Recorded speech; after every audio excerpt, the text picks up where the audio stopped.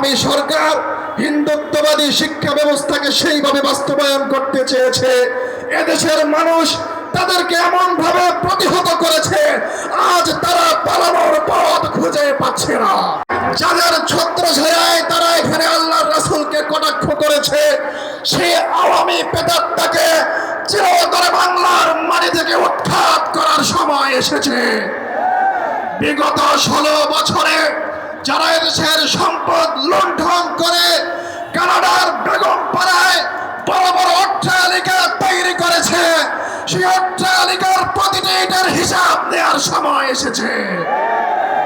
সংগ্রামী সাথী ও বন্ধুগণ, ইংরেজদের একটি পরিকল্পনা ছিল এমন শিক্ষা ব্যবস্থা প্রণয়ন করবে এদেশের মুসলমানের সন্তানরা আকার ইঙ্গিতে শেকলো সুরতে মুসলমান থাকবে, কিন্তু কৃষ্টি কালচারে ইংরেজ হয়ে যাবে।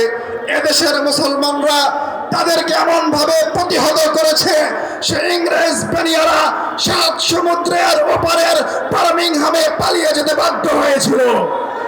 বিগত সরকার, আওয়ামী সরকার হিন্দুত্ববাদী শিক্ষা ব্যবস্থাকে সেইভাবে বাস্তবায়ন করতে চেয়েছে, এদেশের মানুষ তাদেরকে এমন ভাবে প্রতিহত করেছে, আজ তারা পালানোর পথ খুঁজে পাচ্ছে না। আমি বলতে চাই, বিগত সরকার কৌশলীভাবে আমাদেরকে আশ্বাস দিয়েছিল শিক্ষা ব্যবস্থাকে পরিবর্তন করবে, যে ধ্বংসাত্মক এবং অভিশপ্ত শিক্ষানীতি তারা বাস্তবায়ন করেছিল, আজ পর্যন্ত তারা সেটা পরিবর্তন করতে পারেনি।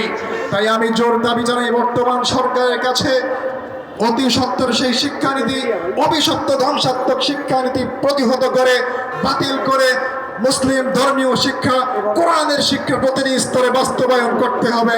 অন্যথায় এদেশের ছাত্র সমাজ ঘরে ফিরে যাবে না, যাবে না, যাবে না।